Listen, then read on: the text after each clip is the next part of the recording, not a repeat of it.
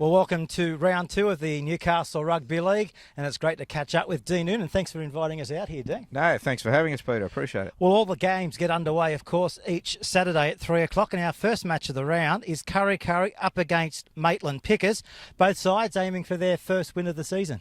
Yeah, really difficult one to pick, this one. Kurri, obviously, I think would be a little bit disappointed with that result last week, and I know Phil Williams will have them primed. And then we actually came up against a really enthusiastic, keen Maitland team last week, who took us to the sword in the first half, and we were just lucky to get the better of that in the second half. Really difficult one to tip. It's at Kurri, that one, is it? And 3 o'clock at Kurri. Yeah, just on the home ground advantage, I'll tip the Kurri boys for a bounce back. Yeah, they actually did push you guys, didn't they, up at Maitland the other day? Absolutely, they did. Yeah, 12 all at half time. And I think we mentioned after the game, it's something that we'd probably need to get used to, is that teams are going to come at us, but they were really good. They come out of the blocks, Maitland. Yeah, speaking of Lace United, they take on South's Newcastle at Carl Oval, actually here on Saturday afternoon. Both sides, first round winners. Yeah, and again, another really tough encounter for us. They're always tough game for us Souths. Plenty of experience there with, obviously with Todd Hurrell locking up their scrum, and good mixture of youth and experience in this South team, and we're looking forward to a really good afternoon of footy. The ground's nice and lush, isn't it? It's in great nick. Yeah, as you can see, it's terrific. We just, as you saw, we just spoke to the groundsman out here earlier. He's done a tremendous job. He does it on his own, and it's a good afternoon out here. So. On Sunday, for Sunday afternoon football, Central Newcastle will go to play Cessnock at St John Oval. Central pushed West last weekend in muddy conditions. How do you expect this one to go? Yeah, good. Talk about hard ones to pick. Again, like toss a coin, and you could come up with either winner there. I think Cessnock, for me, are a real smoky this year. I find not many people talking about the Cessnock team. Yeah. However, I beg to differ. I think they've got a lot of quality in their outfit. Once again, Central at home, it might be a bit of desire, and I know Rowan will be really hungry for that first up home win. So, look, like I said, toss of a coin, but I'll go the Butcher boys. And our last match of the day, of course, is back at Harker Oval. Western Suburbs are playing the Macquarie Scorpions. Macquarie looking for their first win under new coach Adam Bettrich. Yep, yeah, that's for sure.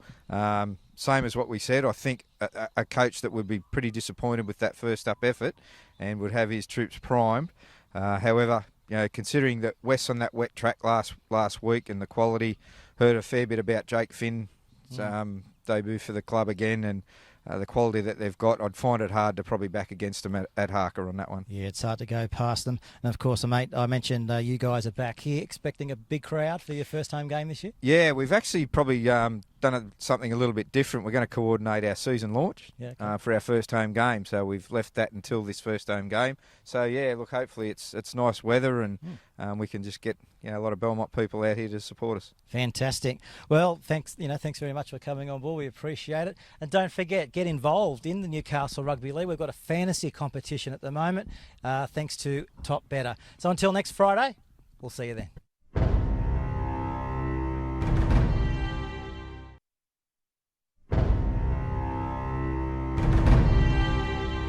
Mate, I know it's game day, but let's go behind the scenes a little bit. What do you get up to in your spare time? The usual, I think. Like any bloke my age, got a young daughter. Turned 1 the other week.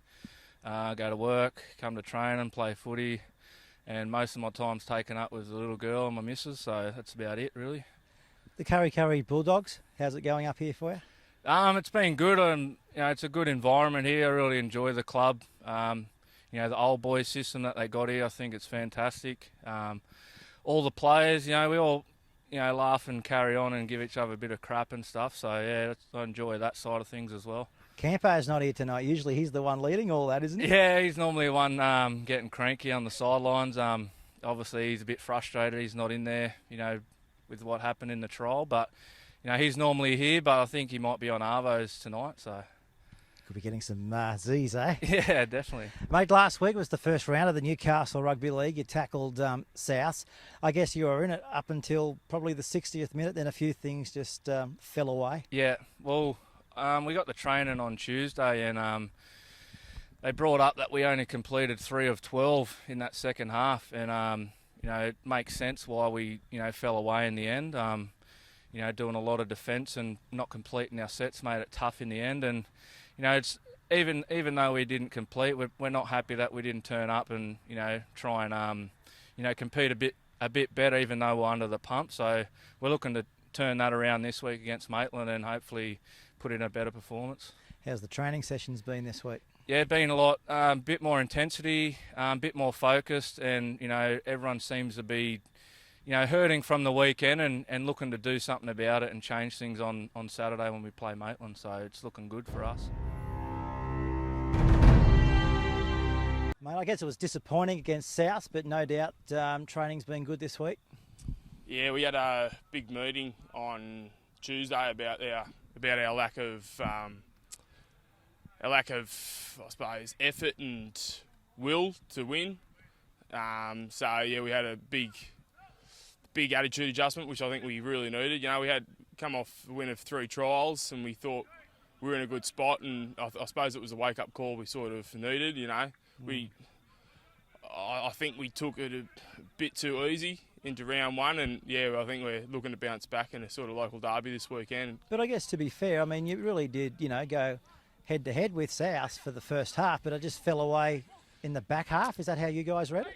Yeah, our completion rate was 3 from 12 in the second half. You can't win games of footy with that sort of completion rate, and I think our ruck on our wrestle on the ground was pretty poor, which allowed Liam Higgins to really run through us. And yeah, and if you give the team that much ball, they're going to put points on you eventually, which did happen towards the end of the half. Mate, when you get back into the sheds, what sort of guy is Phil? Is he one to express his anger or one to sort of bottle it up?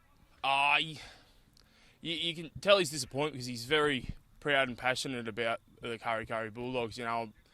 Second year at the club this year, and you can see, the first time I met him, you could tell he was very passionate and proud to come from Kurri. And yeah, he was very disappointed. You could tell that, and he did bowl it up a bit. I've yet to really see him have a proper blow up, but if we have a couple more efforts like the weekend, I'm sure we'll see it eventually.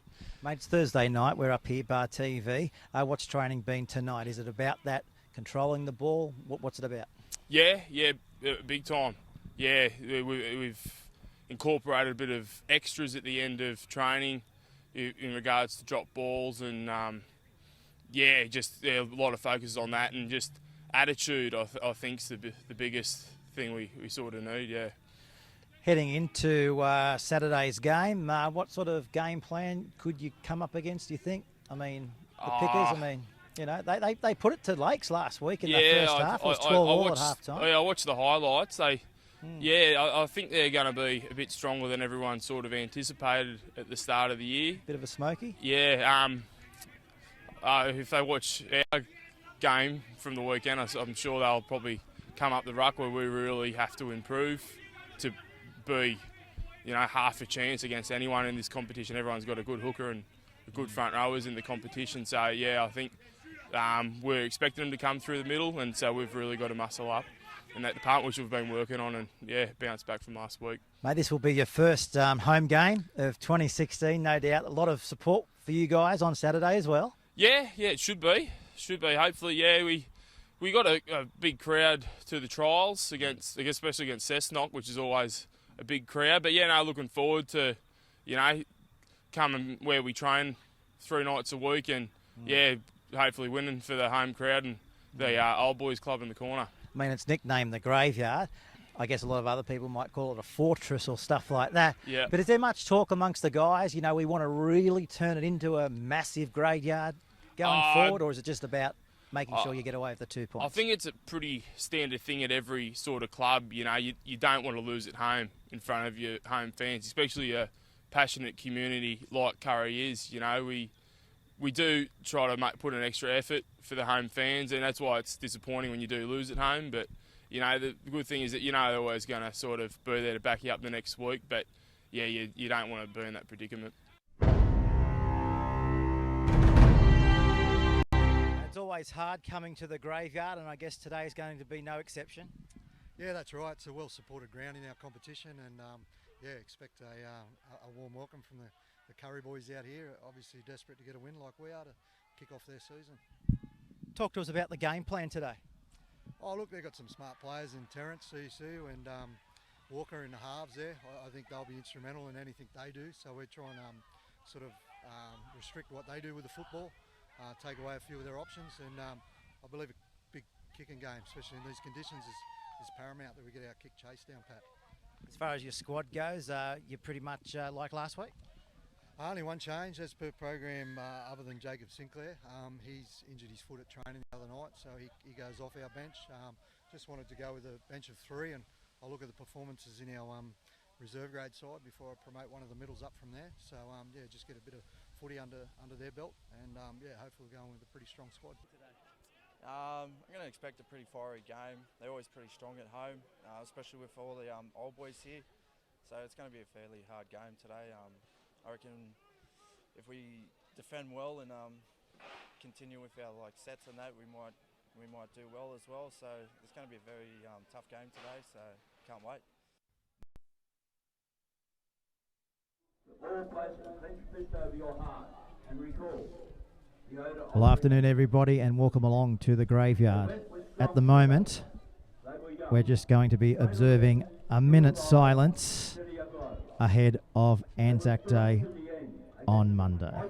So let's take that 1 minute silence now, and then we'll be back for kickoff. Shall not grow old, as we that are left grow old. Age shall not weary them, nor the years condemn.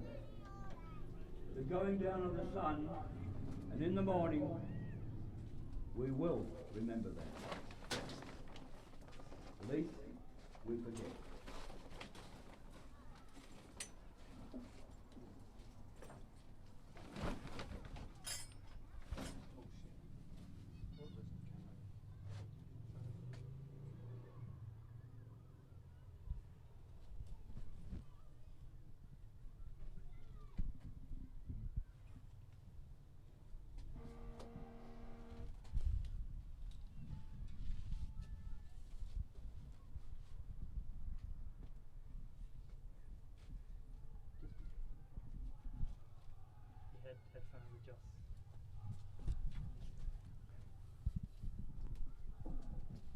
Thank you, ladies and gentlemen. Let the battle begin. Let the battle begin indeed. It is round 2, and our broadcast partner, we'd like to thank Top Better in season 2016. Along with Top Better, we'd like to say a big thank you to Benedict Waste Recycling and Cornelia's Crumps, Morgan Campbell's favourite choice of crumps here in Newcastle. Speaking of Morgan Campbell, good afternoon to you. Well, good afternoon, Peter. I've been looking forward to this all week, can I say. This is going to be a belter today.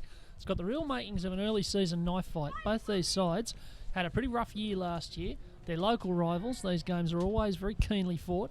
And the loser here today is going to be Norton 2 and in trouble early in the season. So there's plenty on the line. Who do you like today, Morgan?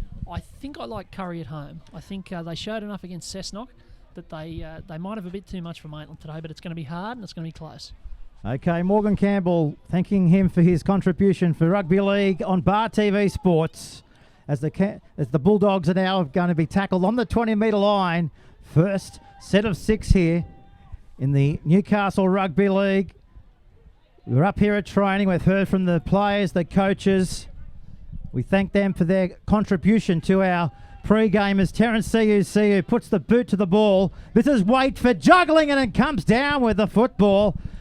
Lucky escape there for the Pickers early on after 40 seconds of this clash. Very lucky escape, but it shows you what the weather's like here today. We've just got the makings of a little bit of drizzle so far, but also this real swirling breeze. And CUCU's kick just hung up there and was going backwards and forwards.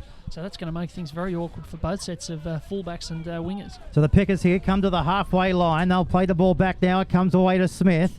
He gets the legs pumping, and now he finds Aldridge, and he's going to be brought down here 45 metres out from the Bulldogs goal line. Back to Smith. He goes himself, Smith. Finally brought down there from Cronin. Here come the Pickers. They'll play the ball back now 30 metres out. It comes back to Ellis. He puts it on the boot of Evans. He puts it into the end goal area. Didn't make the end goal area. It's made the 10-metre line, and they're going to lose the ball. It was a strip. Will there be the first penalty of the match? I think you'll find. Yeah, it's not the way we thought it was going to be, though. It's not a strip against Maitland. It's a penalty to Maitland for the Kurri players being offside. So Maitland with an early chance to attack here. So they're going to take the tap and get on with it. And PJ Ellis, he takes it forward.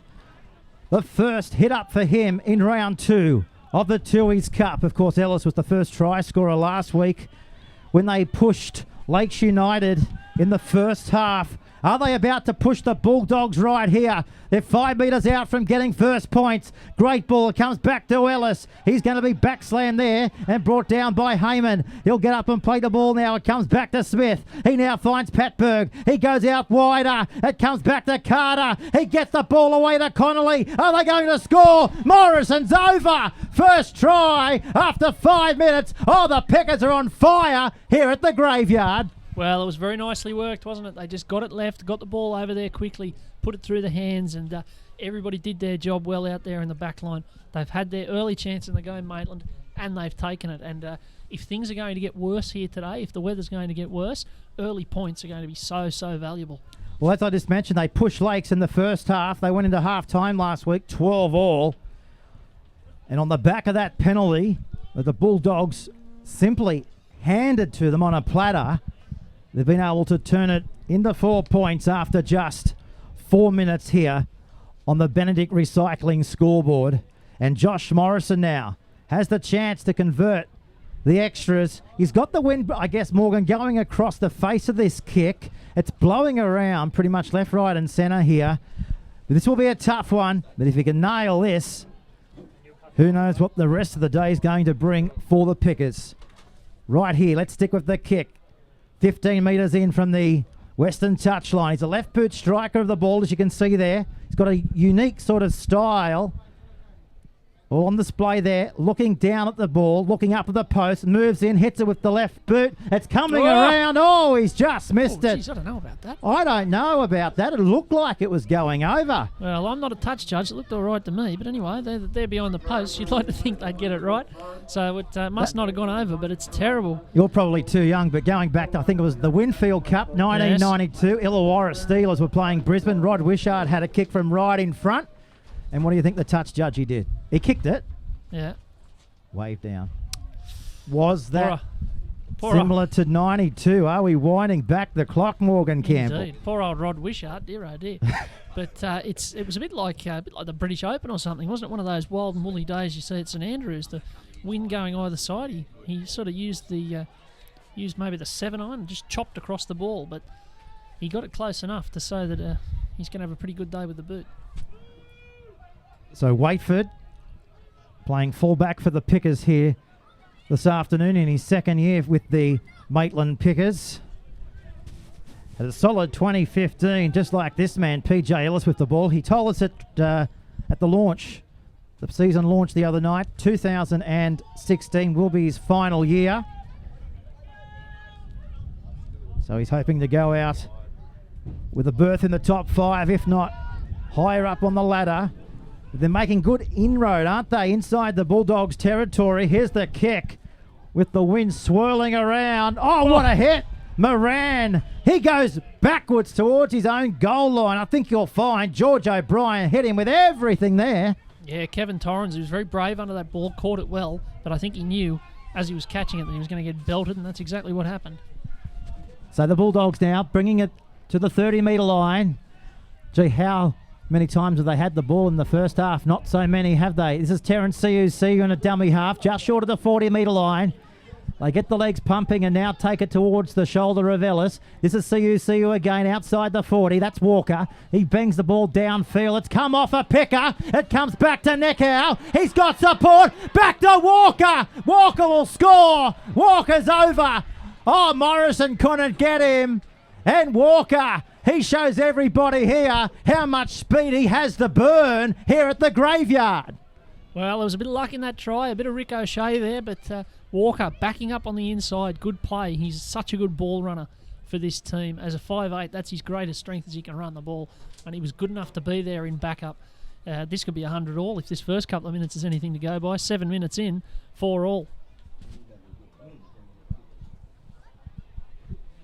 You're absolutely right what you said though, Peter. Kurri have had no ball, they've had no field position, and certainly they had a bit of luck there, but even so, good enough to score with their first real attacking opportunity.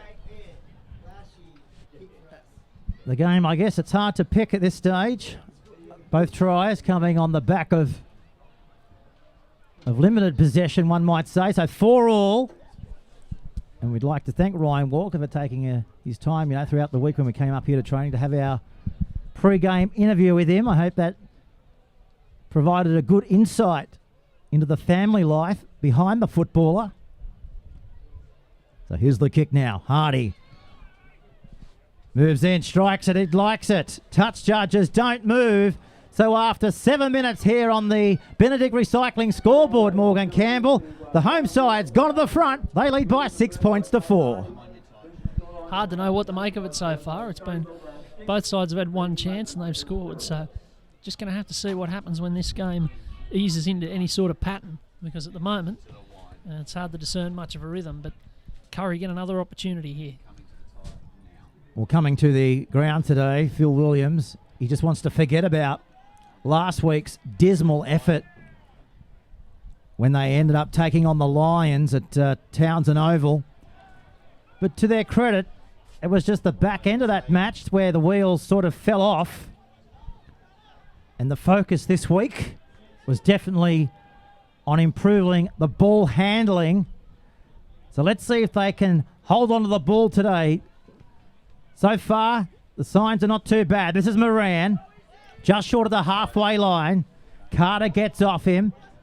Where will it come now? They're going to angle it through the middle of the field. Terence Siu playing 5'8" there. Speaking of him again, here's the kick now, back off the boot of Walker. He's going to put it between the fullback and the winger over there. Picked up by the number 2 playing over there on the grandstand side of the field, and that's Randall. And he comes back and to be collected there by Griffiths, about 15 metres out from that western touchline. They run at Siu and also Cronin, and over the top to assist in the tackle there was Steele. As you can see there, the umbrellas are up here under drizzly conditions here for round 2 of the Newcastle Rugby League, brought to you by Top Better. So they're just outside their own 30-metre line here, the Pickers. 6 points to 4 on the Benedict Recycling scoreboard. I can hear the whistle. That can only mean one thing. It's a penalty. It's too high on the Pickers 40. Yeah, I think it was Mitch Cullen over the top there with the high shot. So Maitland get another chance here. Interesting that you mentioned about the weather and about the crowd and the umbrellas and all that. It's not a bad crowd in here today, as this is not going to find touch. That's taken over there by Kevin Torrance. So Kurri turning a negative into an opportunity here. But I thought there'd be a bigger crowd here merely because Groovin the Moo's on in Maitland today, and I'd have thought that's a great excuse for anybody to get the hell out of Maitland, if only for the day, because I think it shuts the town pretty much down. No doubt you'll be heading there after this match, Morgan. You like to put your groove on a Saturday afternoon on the disco floor up in Maitland, don't you? Yeah, I think I'll let this year pass me by. Yeah, I heard what you got up to last year. We won't go there. This is Siu. We know what his focus is. We know what his rhythm is. Try and make as many metres out of dummy half, just like this. Here's the kick off the right boot. They're coming through. There's Waitford for the Pickers. He's lost the ball. And Nickau goes over in the corner. Well, 2 tries in the space of 4 minutes.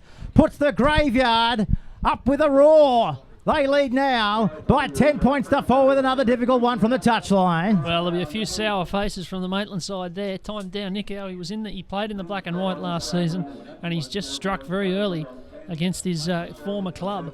And great play it was too from Terence Siu. He just put the kick into a dangerous area, and when you do that, you give yourself a chance. It's one of the things about this Kurri side. They've really got 3 halves, because Terence Siu is as skillful with the boot and with his hands as any half or 5'8" in the competition. As far as hookers go, I think, Terence Siu, Adams, they're the players that really make it look simple in our Newcastle Rugby League competition. Just their movement and pace and skill around dummy half is exceptional. So here's the kick now from the eastern touch line. 12 minutes gone. Kate Hardy. The little ball boys looking up to their local superstar. Can he turn 4 to 6? It looks okay off the boot, but it's just waved away. So no change on the Benedict Recycling scoreboard. It was all Maitland in the first 5 minutes, but boy, having the Kurri Bulldogs belted their way back into this contest. They lead by 6 here, thanks to Benedict Recycling scoreboard. Cornelius Crumps as well, we'd like to thank them for their involvement. And Top Better. Get in the game at topbetter.com.au. And back here, there's the kick-off here. Saturday afternoon football, live and exclusive right here on the home of Newcastle Rugby League, Bar TV Sports. As we see now the Bulldogs pick it up off the kick downfield, and they run straight into Carter and also Ellis. They'll get up and play the ball, centre off the park. They're 15 metres out. They're making easily metres up the middle of the field, aren't they, on this occasion? That was Smith. That's Terrence CUCU. Look at this good go forward, and this will bring a penalty to the home side as well. So they're inviting them, the Pickers, inside their own territory, and they're even going to invite them now via a verbal spray. Our referee is Graham Stair. Yeah. He doesn't put up with back chat, and that's why. Yeah, I reckon you'd only have to have about 20 minutes of a game with Graham Stair to realise back chat's not on. He's been marching people 10 metres for back chat as long as he's been refereeing, and they just never quite seem to learn. The coach of Maitland, Trevor Ott, he'd be struggling with his follicles at the moment, because in the last couple of minutes they've had a kick not find touch when they had a penalty, and then gone 2 penalties in a row to give Kurri a chance.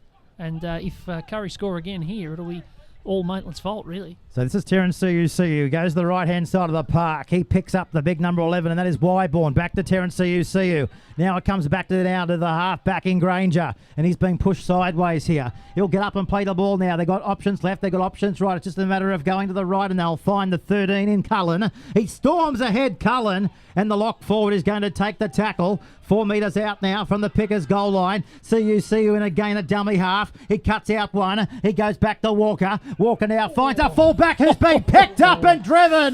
What a tackle over there from George O'Brien. Well, and he's put him in Gaga land. I think it's going to be a penalty to Kurri there. I think he's a little bit unlucky there, George O'Brien, because it was just a normal copybook tackle, but the momentum of the thing just meant that he ended up having him above the horizontal. So it was definitely a penalty in the end. But a good opportunity here for Kurri. They've decided to take the 2, though. Yeah, so sensible tactic, put them up by 8 here. So there's Stair there, just laying down the instructions to PJ Ellis, who's just going across now to have a yarn with him. So Stair's not happy here at the graveyard.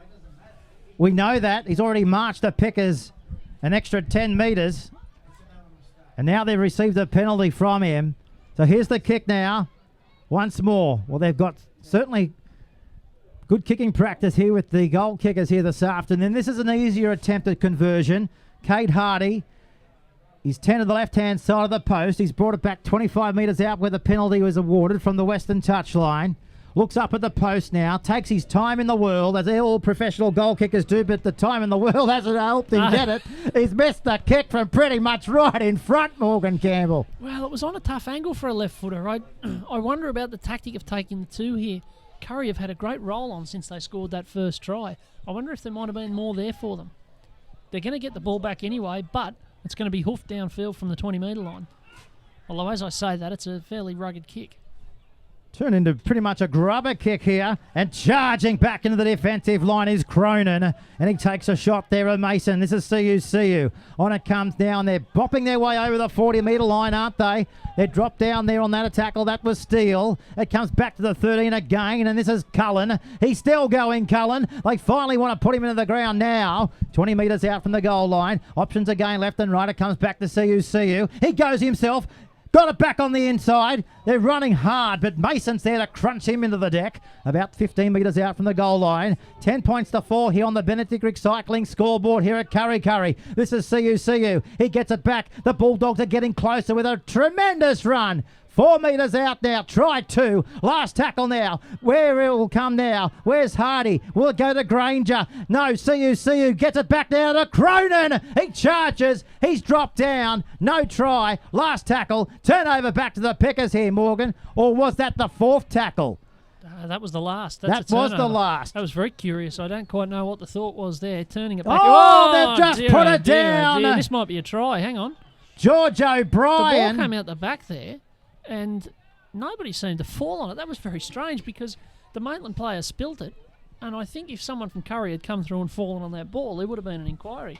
But again, my heart goes out to Trevor Ott, who must be watching this with gritted teeth at the moment because it's been mistake, penalty, mistake from Maitland in the last 5 minutes. Very strange tactic going the forward charge on the last tackle. But one of the things I did notice in that set from Kurri, the 4 timed down Nickau, he did that so often for Maitland last year, that run back on the inside.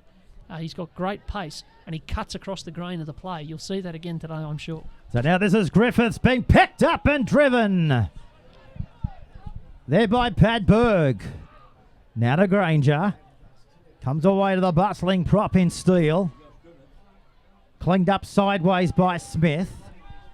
2 metres out. See from dummy half. Back to Granger. Granger goes out wide. Back to now to Moran. He's going to be close. Denied by a metre. See goes from dummy half. It goes for a Luke Prittis type of dig, and he's got over. Oh, see. We've spoken about his intelligence to go from dummy half, and that's what we're talking about. He's got the try. 14-4 now over the Pickers. Well, after all these years, it's not exactly a shock tactic, is it? Terrence you're throwing the dummy from a metre out. They'll be very disappointed with that, Maitland, to let him get over. I'd have thought the first thing you'd yell out whenever you saw him that close was watch the dummy half. So that's a bad one for Maitland to let in. And as you say, 14-4, really out of nothing. I mean, the Kurri have just been given every opportunity here, and they've been good enough to take it. I'm very interested to know that your go-to player for a dive over from dummy half was Luke Prittis too. That's a great touch. Good old Panthers. Indeed. Winding the clock back to the 2003 grand final. Very vintage. Vintage rugby league. And speaking of that era, we're all traditionalists up here. Here's the kick. Looking down the guts of the kick here. Our Bar TV sports cameras.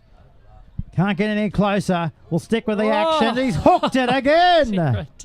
Worley hasn't quite brought his kicking boots today. But it's still 14-4 on the Benedict Recycling scoreboard. When you're up by this, it probably doesn't matter just yet. He's terribly unlucky there, Kate Hardy, because that has clipped. I don't know if it comes up on our cameras, but the goalposts here are not particularly high, and then above them, there's basically, I suppose, it's almost just like a pin, it's like you'd see on a golf course or something. And he's clipped that, and it's gone out. He's terribly unlucky. The thing's only like a quarter of an inch wide. Very observant, Morgan. That's why we've got you up here. We love those sorts of things. The unique eye of the Newcastle Rugby League. One might say voiced Morgan Campbell. Back for his second season of rugby league. So now the Terrence CU. We've had 20 minutes here as they roll it hard and straight towards the middle of the park.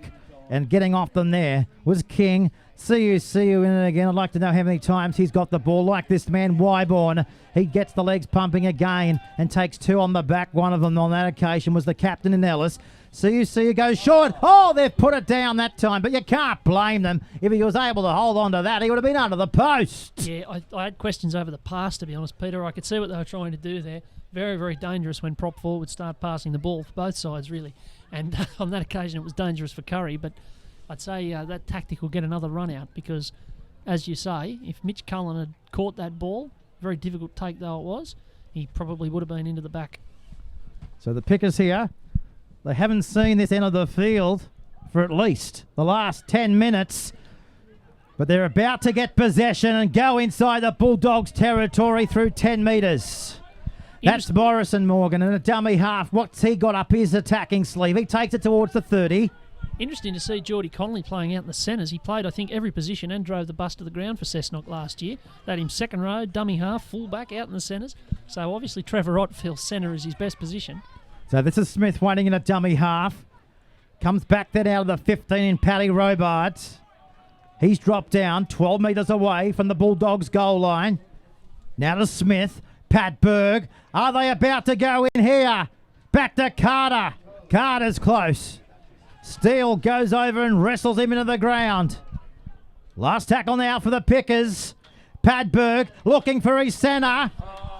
Can't find his centre. Finds the Bulldogs out there. And now they turn defence into attack here, Morgan, before they're put away there by Jared Smith, the hooker from the Pickers. Yeah, so it was Jezelenko, you beauty, wasn't it? There from time down. Nikiau took it very sharply up above his head. So 22 minutes gone here on the Benedict Recycling scoreboard. We're live, we're exclusive, and this is the match of the round right here on Bar TV Sports. Coming out of the graveyard today, this is Walker. Terence CUC is in front of the kicker, but the ball goes downfield. This is Waitford. Goes for a bit of a scoop on his leg, goes back to the right, and now he's going to be stepping and weaving his way into the lush turf here, about 15 metres short of that western touchline. Of course, Waitford, he's played a bit of New South Wales Cup before coming here to the Newcastle Rugby League, so he knows what big-time football is all about. Speaking of big-time football, this man knows what it's all about as well, Morrison. What a tackle by Kate Hardy. Well, penalty, though, right on halfway through Stour. Someone's got to get an oxygen tent to Trevor Wright, because the pass that was thrown there from Maitland, I'm not quite sure who it was in the tackle, through the old rainbow offload, and somehow it went to hand. It was a huge low, it was an incredible low percentage play, but Maitland ended up coming up with the ball and with a line break, and now they've got a great start to another set in Kurri's territory. Padberg sends it back to the right-hand side. This is Pinnock. Off there on the change bench, Jordan Pinnock. That's Carter. Comes back through the middle of the park. This is Robards. 2 on the tackle. One of them was from Steele. Now to Aldrich. Back on the goal line, the Bulldogs. Evans goes to the right-hand side of the park. Oh, they're everywhere. Walker and CU combining there. Back to Aldrich. Working to the right-hand side of the park. They're clinching their way down inside the 10, aren't they? Are they about to possibly come up with their second try of the afternoon? It's come off a Bulldogs player. It's play on. Randall will get down low and score. Randall's over in the corner. I think you'll find it came off a Bulldog player.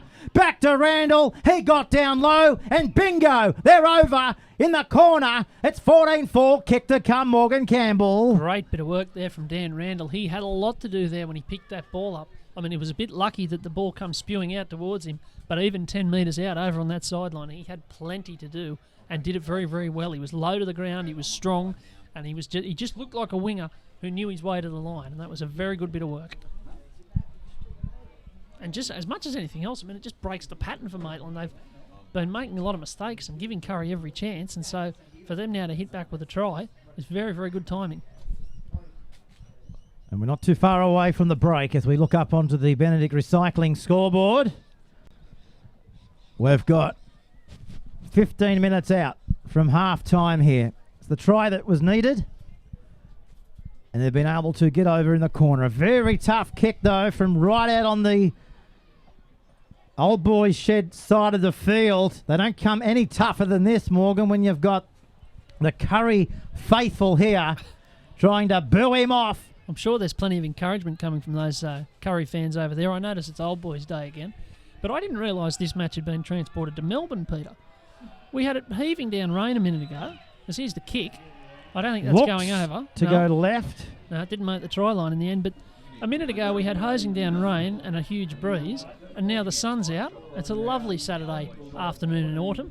And there's not much breeze to speak of either. So there they are. There's the Old Boys over there having a Tui's beverage and no doubt getting involved in our fantasy top better competition. They've all got their margins picked this week as we come back to the live shot here.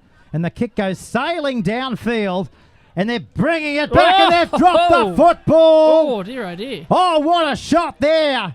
What a tackle from Joel McCain. It was a belter, and here come Kurri again. Through Gilmore. He runs straight into the shoulder of Pinnock. Here come the Bulldogs. Just when you thought the Pickers got themselves back into the game. Backer comes down to Wyborn. Another swinging arm. This will bring a penalty right in front. Oh, the natives are restless here at the graveyard. I'd reckon that was a pretty nasty one, the old coat hanger. We see a couple every week. That wasn't very nice at all. I think it was Pat Robards in the 14 who just... it might be Kurt Aldridge in the 14 who just slung the arm out. Oh, no, it was Robards. So a penalty here. Be interesting to see if they take the 2 again. You'd imagine if they took it a minute ago, they'd take it again here. And that's what they're going to do. Yeah, so for the 8-point lead. And of course, the new incentive this year from the Country Rugby League in association with the Newcastle Rugby League is to put players on report. We saw our first player on report last week, and the Bar TV pictures went to the judiciary panel, which proved quite effective of coming up with the culprits in our game. I hope they didn't have our airheaded commentary on there as well, did they? I think they did. I'd say that would have been prejudicial, wouldn't it, to the to the judiciary? Here's the kick from Hardy. He likes it. Touch judges agree. 16-8, 8-point ball game here with 12 to go in the first half. I want to ask you something, Mr. Campbell. Oh, yes, that's always a worry. Try me. You walked out of Harker Oval. I might add you walked into Harker Oval like a drenched seagull. You were spitting chips all day last week. Talk us through your drying off process. It was a very, very wet day. I will acknowledge that. And I happened to be going from the car to the ground at the worst possible time. Do you still have the same socks on? No, I do not. Must be coming from somewhere else. No, I think in about 3 weeks they'll be dry. But it was dreadful last week. I wouldn't be surprised if it's the same again tomorrow when we do the delayed game of Western Suburbs and Macquarie, actually. But I hope I'm wrong. Just checking the weather forecast. 21 degrees and rain. Yeah, always the way. That's what they should do. If you want any communities in Western New South Wales who are listening to this coverage today, if you are having a bit of trouble with drought and need it broken, just get me to call the rugby league game out there and you'll be nailed on for a deluge. Here they go, the Bulldogs. 8-point ball game. Inside the last 10 minutes of the match. They got off to a slow start. But looking at this play now, you wouldn't have thought so. Wyborn, back to Walker. He's after his second. Can't get it. 21 metres out. Randall gets off him. Siu goes for a kick and chase. Can he get it back, Siu? He's already picked up one today himself. They forced it there, Maitland. That was great play from Siu. Just found the space. But the build-up from Kurri was tremendous. The 11 there, Ben Wyborn, busting through, getting the offload away. And I reckon Ryan Walker might have added a yard of pace in the off-season. He looked really sharp, getting into the gap there on the left-hand side. And in the end, Maitland were able to scramble well, but again, Kurri going to put pressure on them. So time off here at the graveyard. We've got a player injured, actually, back here on the 40-metre line. It's the Pickers number 4, George O'Brien. He's okay. He's back up now off his feet. He'll go back to the goal line, and Stair will signal time back on here. But a bit of a scare went through the Pickers camp there, but George O'Brien just trying to give his side a bit of a breather leading into the break here, slowing down the game. Not a bad dropout. It's gone about 42 metres on the fly. Picked up by Griffiths. Gives a dubious pass away to Campbell. And he's going to be flat chat there from Padberg. They're lining up to take it forward now. This is McCain. Pinnock's got him. Plays it back to Terrence. On it comes down to Granger. He now finds Wyborn. And they're going to be tackling the Pickers right on the 20-metre line. Siu again, a dummy half. He looks up, goes short. Oh, they're hitting it. Bit of gusto, aren't they? The big Pickers here. Bit of sting in some of these tackles. Tell me about it. This is Siu. Backed it out of Granger. Here's an overlap out wide. Back to Campbell. Campbell's close. Still going Campbell. Last tackle here. I could listen to that all day, Peter. 2 metres away from the goal line. Terrence Siu gives it back to Walker. He puts it in the end goal area. And it's gone dead. Back out to the 20, not long on the Benedict Recycling scoreboard to go first half. 4 minutes, in fact. Kurri leads 16 points to 8. Well, that was a pretty disappointing end of the set, really, from Kurri in the end. They're probably lucky it did go dead. There would have been a steward's inquiry because there was a Kurri player right in the firing line of that kick. So probably best that it went out and there wasn't a claim for a try. But well defended by Maitland. They've got a bit of sting in their tackles. They're holding in there well. It's a really good game so far. It's been really enjoyable. There's been a few mistakes in it, but you can tell that both sides, even at this early stage of the season, see this as a really big contest. That's Carter getting off slowly. That's Paddy Robards. Let me ask you a question, Peter, since you asked me one. Is there a better view for a commentator than this commentary box? It's sensational. You feel like the ball's going to hit you in the face. You're right in the thick of it, aren't you? Absolutely. If you want to, have a chance to call football, try and put this on your bucket list because it's the old traditional style. We're calling from the touchline pretty much, right on the halfway line, looking at the run by Evans, juggled, penalty. Now, this is interesting. What is... He's saying it's offside. That's come off.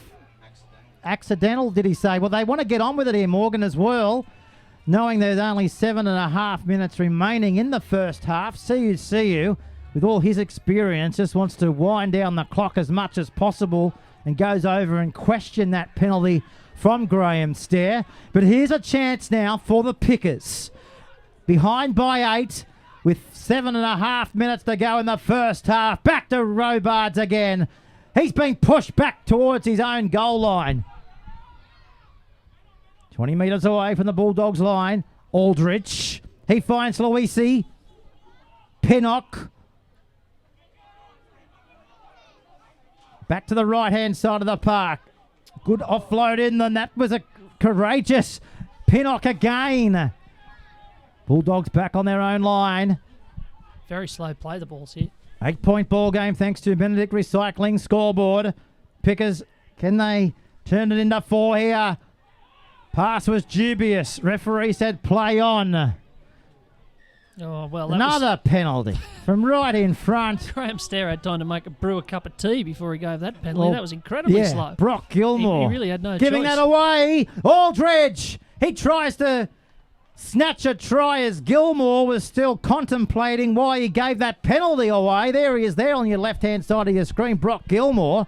He's just going to follow Aldridge back to the 10 where he'll go into marker. Now to Waitford. Gives it across this time to Evans. He now finds the 12 in Towers. Walker picks him up and thumps him into the ground. The old boys like that right in front of them. Now to O'Brien. Inching their way closer. Aldrich awaiting. Aldrich has got no hope of getting the ball. I don't even know if he knew why he was in a dummy after pick the ball up. Have you seen anything quite more comical than that? And Terence CU says I have seen something a bit more comical. Waitford's gone. He's gone for 10. Has he? That didn't come up on our monitors, but Waitford has just been sin-binned by Graham Stair for back chat. There's a stink going on in the field I think we can pick up on our camera, but if you look across on about the 30-metre line, Steve Waitford is simultaneously walking off the field and giving Graham Stair another gobful. So he is off for 10 minutes, and he won't be back until about 5 minutes into the second half. So they're down to 12, the Pickers. So that was an absolute dog's breakfast, that play the ball there.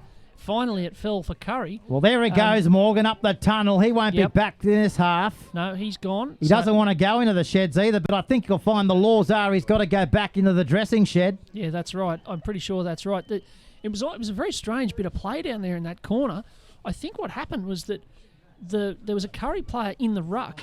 The Maitland player was saying, well, I can't pick it up because it's in the ruck. And then another Kurri player dived through, I think it was CU, and fell on the ball. And so Graham Stair, having not given the penalty, said, well, it's fair play, it's Kurri ball. So in the end, Kurri got it, and then there was a penalty for the bit of drama afterwards, and Graham Stair absolutely fired him off too. Waitford, as soon as he opened his mouth, the pans went up and off he went. So high drama here, and what a turning point. Maitland going from pushing for a try to not having the ball and having a man down. Lost ball, CU. He's looking over at his judge at Calendar. Walker just goes over there to encourage him. But Waitford, we're getting confirmation, is in the dressing shed under the laws of rugby league. When a player is either sent off or put into the bin, they need to go into the sheds. They can't hang around the touchline, or in this case, outside the canteen. Huge loss for them too, isn't it? I mean, to have a fullback sent off the sin bin, I mean, it's a huge loss at any time to be down a man, but to have Steve Waitford, who's really their star man, their fullback, really the point of their attack, it leaves them terribly undermanned for the next 10 minutes. So high drama.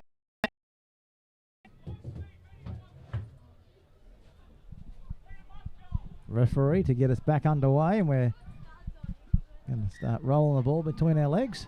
And that's exactly what they do. We're back here at the graveyard.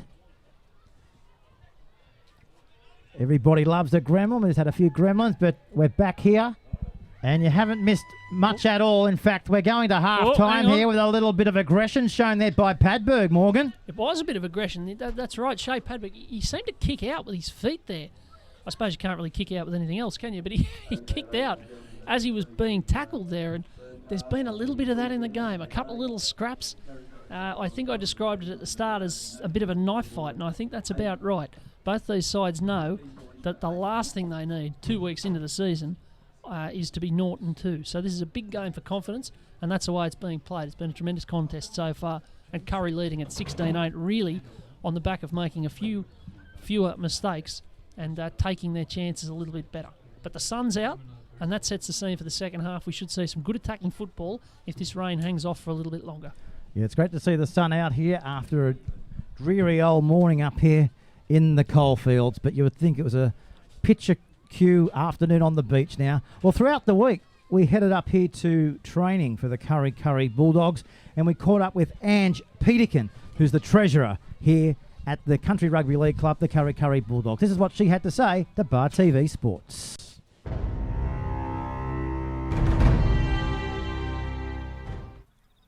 Well, the treasurer of the Kurri Bulldogs is Ange Peterkin, and she joins us here at halftime. How are you today, Ange? Really well, thanks, Pete. How are you? I'm fairly well, thank you. Thanks for inviting us up to training. I appreciate that. No worries. Well, you know, every club loves to get behind programs. What sort of programs and initiatives are here at the Kurri Bulldogs? Yep, Kurri's making a big push this year to become involved in a number of socially responsible projects surrounding some big issues within the community.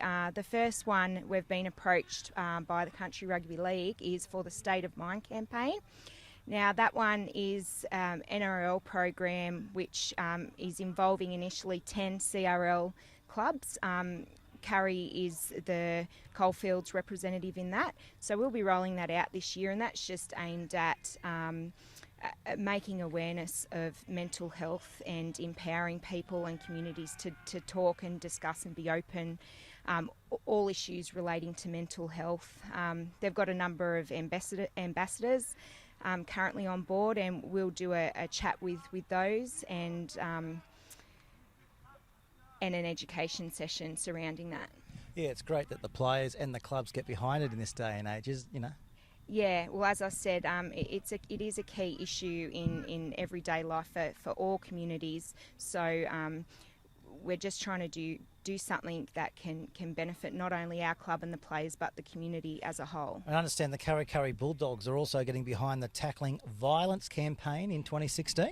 Yes, so that's another new program come on board this year. So it's run by the New South Wales Women's and Health Department, and its primary concern is raising awareness and providing deterrence against domestic violence. So that program has already been rolled out here, and the players will be involved in a 1-hour compulsory workshop, which is run by a number of ex-NRL players such as David Peachy, Nathan Merritt is another one. They also go out to the local high school, so they've been up to Kurri High School, and they conduct a teen healthy relationships program to really try and embed it within the community as well. And commercials on television, I've seen various types of commercials on commercial NBN, Prime, all the big stations, they're getting behind it as well? Yeah, so that's part of the campaign, Pete. So our first grade player, Ben Wyborn, went down and shot an ad for the campaign alongside a number of other NRL players. Big part of the program is a code of conduct that has been rolled out. So all the players will be made to sign a code of conduct, which essentially states that they will not partake in any form of domestic violence or breach any apprehended violence orders. If they do, penalties range from between 2 weeks right through to a 12-month suspension of registration. Pretty hefty, but all for the right reasons. Yep. They're just trying to get that message out there that domestic violence is not okay, and the more awareness we can raise not just again within the club but within the community, the better. Sponsors, how big do they play a part as well? Kurri has had a really strong, not only sponsorship base but supporter base. Typically, Kurri get very strong crowds to all home games and away following as well. We've had a couple of new sponsors come on board this year. We've had Mitchell Physio, we've had the Mutual, Cessnock Jeep and Filter Technology, just to name a few. And we've still got our major sponsor, All Fabs. All Fabs do a tremendous job, don't they? They do. They've been a long-term supporter of the club, and they're a really important part of the community here at Kurri. And the Station Hotel as well. Everybody loves to head back there to the Station Hotel after the game. Yeah, they do, and that's worth mentioning. There's a number of long-term supporters of the club. As you mentioned, the Station Hotel. We've got the Kurri Bowling Club and Sylvester's Real Estate. All have been on board for a number of years and continue to show their support. So as far as the ground goes, I understand there was the Footy Fund Grant. What was that, 50 grand? Yep, so we got $50,000 through the Footy Fund Grant, and what that enabled us to do was to get irrigation throughout the ground, so people weren't having to come down and manually shift irrigation. The council did step in with a very small amount to help us do some concreting and repairs to the toilets, but the club has also put in $8,000 towards all of the works.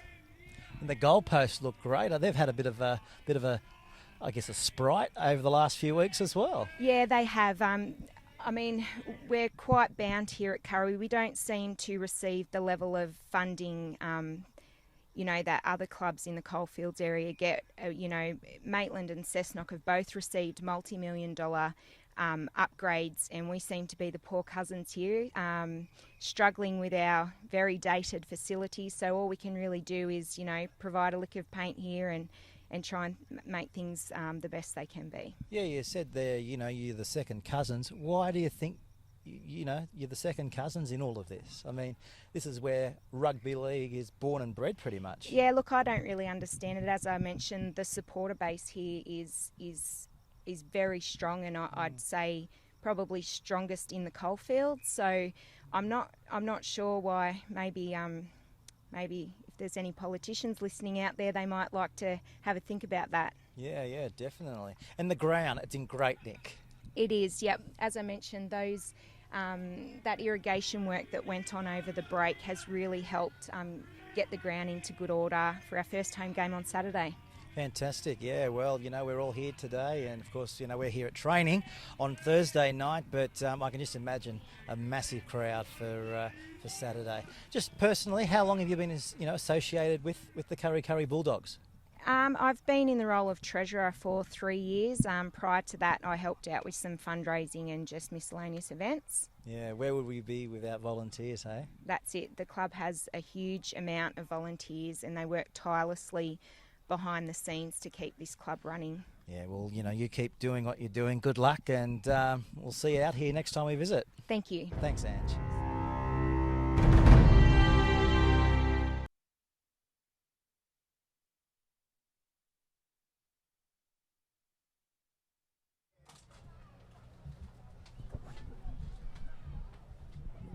Well, we're back here at the graveyard. It's half time here on the Benedict Recycling scoreboard. 16 points to 8 in favour of the home side. Just waiting now with the fans to welcome back out onto the field the squads as they go into battle for the second half. But we might go around the grounds on the Benedict Recycling scoreboard. Let's go down to South's match. And I understand Souths are leading Lakes at half time by 18 points to 4. But big news coming out of the South Newcastle Lions camp is that Todd Hurrell, the captain and the coach, has sustained a mammoth injury. Now, we don't know what the reasoning is behind that, but not looking good for Todd Hurrell. He's been taken off the field, and they're down by 18. Well, they're leading So there you go. So a bit of breaking news in that match, Morgan. Well, not to be biased, Peter, but I think I'll be backing Lakes to come back there. I may or may not have had a Souths Lakes half-time, full-time double in the old top better tournament only about an hour ago, so that might be looking all right. Could be. Although South might be a bit too far in front, if anything. Yeah, so 18 points to 4. Just confirming that with Todd Hurrell, the captain and the coach, off with a injury. Our match of the round, I should say, is South next week up against. Not 100% sure who South playing next week. I should know, but just memory chaos here at the moment. But one thing we do know is that Central Newcastle. They're playing Central Peter. Newcastle. Central Newcastle at Townsend Oval, the most beautiful, the 8th wonder of the world, Townsend Oval. It is. It's especially on a sunny afternoon. Oh, on any sort of afternoon. Whenever they got that barbecue tent in front of the grandstand, smell it's of a those good place to sausages be. and onions. It's cruelty, is what it is. Well, here they come again now. The Kurri Bulldogs. CU leads his side out onto the park. 40 down, 40 minutes to go. That's the scene as they come back onto the lush turf here. And we'd like to thank Ange Peterkin, of course, who's the wife, the husband of and the wife of Justin Peterkin. Bumper. Everyone knows Bumper up here in this part of the world. For our mid-chat here at halftime. It was great to get behind the club, to come up here throughout the week and talk about their campaigns and what they love to do. Because rugby league on the field pretty much is 60-70%, and the other half is off the field. And she's been with the club now for 3 seasons, doing a fantastic job. We're just waiting now for a kicking tee, and we should be back underway. Don't forget to work your thumbs to your phones or to your keyboard and get in contact with us here on Bar TV Sports. Easy to do it, just hashtag Bar TV Sports. And if you've got a question for Morgan Campbell or myself or anything to do with our coverage, that's how you get in contact with us here at the bunker. That's not strictly true, Peter. If there's any Kurri people watching this, I don't want questions about the council or anything like that. It's not, it's not mobile office. Oh, you don't know. Eh? Speaking of councillor, you're not going around in October. Is that what I'm hearing? Yeah, that's correct. Okay. I'm concentrating on my media commitments, obviously. Obviously. Eh? Interesting to see what Maitland have got here. They've got to start well. They've got to start without too many mistakes just to settle this. Just to settle the nerves a little bit. They've got another, I reckon, they've got 4.5 minutes of this first half to play out without Steve Waitford as well. So that's right. If it's the same scoreline in 4 minutes' time, you probably think they've done pretty well. Yeah, Waitford sent to the bin in the 74th minute here. So they're down to 13. The Pickers, as we approach the halfway line, look for the kick. No, they're going to run it on this occasion. This is O'Brien trying to turn Walker inside out. They struggle to put him onto the ground here. They can't do that, but it was the last tackle. So Nick Howe patiently awaiting to play the ball back, and guess who he's going to play it back to? Yes, you picked it, Morgan. It was Ryan Walker. So that's the halfway line they come over. This is CU, and again a dummy half. He's been in that area all day like every good hooker. He's picked up a try, led him well around the park. He's going to get his second touch again now. Goes himself. This is what we're speaking of. Gives it away there to Granger. Here comes a removal. It's stopped just as quick as it started there. 35 metres out from the line. This is Campbell. Campbell goes himself. Campbell, he couldn't quite get the pass away to Hammond. Quick play the ball though. Walker looks around. They've dropped it. Wyboard puts it down. 10 metres out from the opposition's goal line. Is that a thing to come for the second half of the Bulldogs? We certainly don't expect it. We hope it doesn't, but it's certainly in their game still here after 70, 60, 50 odd minutes. Dear, oh dear. That was such a lost opportunity for Kurri. They had them shot to bits out wide there. And really, it was all because Maitland took the decision to run the ball on the last tackle. A bit of match awareness you need there. I really think that when you're down to 12 men, even though it's the first set of the second half, just settle it and put it into touch. Drain 30 seconds off the clock. It's 30 seconds less that you're going to have that man disadvantage. Be interesting to see what they do here, but I don't know if they need to be playing the Warriors football just at the moment. Certainly look like the Warriors in that strip, don't they? This is Aldrich. Went to the ground, offloaded. They're keeping it alive. It's play on. Luisi. Campbell stops him in his tracks. Last tackle now for Pickers. Look for the kick into the in-goal area. Possibly may not make the in-goal area. It might make the touchline. Griffiths.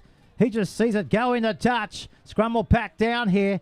Loosen head to the Dogs here. Mr. Campbell. It's 10 metres out from their own line. So that's a great bit of play. You look at the clock now. It was 36:50 when the ball went into touch. I'd be surprised if they take less than 30 seconds to set this scrum. And they've wasted, 30 seconds of this 10 minutes. That's exactly what they need to be doing. And by the time, really, Kurri now are only going to get one more set, you would think, before Steve Waitford comes back on. So they haven't been able to score whilst they've had that man advantage. And that's got to be a bit of a lift for Maitland later in the game. In fact, they might get the ball here. They are. It's a penalty. So yeah, fantastic result here to the Pickers. So unless they turn it over, Maitland have survived their 10 minutes and done very, very well. Is this the set of 6 that's going to get them back into the match? Pinnock. Waitford's back out there now. You can see him just in the one there, just to the left of our screen. Well, Joel McCain's fired up penalty. 2 fired up. He's given away a penalty. 10 metres away from the line. So they'll restart the tackle count here. Luisi hardened straight into the tacklers of CU and Wyborn. This is Aldrich. Back to Evans. He cuts out one, finds Waitford. Away to O'Brien. They've gone without it. Picked up by Nickow. And he turns defence into attack, and he's going to be brought down there 5 metres out from the eastern touchline. Yeah, wasted opportunity. It was would have been a good play if it had worked, but then they all are, aren't they? It was a good opportunity early there for Maitland. Imagine the psychological trauma for Kurri of having one man more for 10 minutes, not scoring any points and then conceding as soon as they come back to full complement. But they'll have to get on with it. 16-8 here. There's still plenty of time in this game and plenty of points in it, you suspect, as well. So that's the Bulldogs' 40-metre line where they'll play it back. Terrence inside the 40. Turning Waitford inside out. He's back on the park after spending 10 minutes in the sin bin. That's him with the ball now. Runs straight into Walker. And they clean him up along there with Kate Hardy. Funny things that you notice when you're at the ground that you might not be able to pick up on the cameras. Just as Maitland were retreating there after that kick, Toby Evans in the 6 was basically just walking back, having a chat to George O'Brien in the 4, obviously passing on some sort of advice or suggestion or some set play or something, but it was odd to just see them sort of tracking back very slowly and nattering away. Maitland now have turned it over. Terrence Siu is leached out. Here we are. I think he has to be sent from the field. I'd reckon Terrence might be going for a breather. I don't know, we might need to see it again to tell you if it was a palm or whether it was a punch. I suspect it was probably just a palm. It was a palm. Yeah, but they're still going at it a little bit out there. They're still on it. Look, it was really out of nothing. There's still a couple of them. I'm having a look. Yeah, I'm going to go back. Graham Stair's got some decisions to make here. I suspect he'll need the linesman's assistance as well. It really blew up out of nothing. It was just a bit of scrap in the play the ball after the penalty, and CU took offence and got up and threw a palm. No. Well, he hasn't called time off. Now, Graham Stair. This is the moment that will decide what he's going to do. Well, so a penalty is going to go. So he's going to give the penalty to Kurri, and he's going to say that CUC is going to stay on the field. Okay. So he's giving him the benefit of the doubt, I guess. Fair enough. So the Pickers must have psyched up Terrence, and obviously Terrence is leashed out. Bit of intrigue as well there. There was no time off call, so there was about a minute or so drained off the clock while the referee was talking to the players there. That could be very crucial later on if there's a side behind by a couple of points pushing for the win. So Granger in all sorts of trouble. Now he blows time off, and Terrence is very concerned here with his halfback in Hayden Granger. We've stopped the clock with 7 minutes 21 gone in the second half.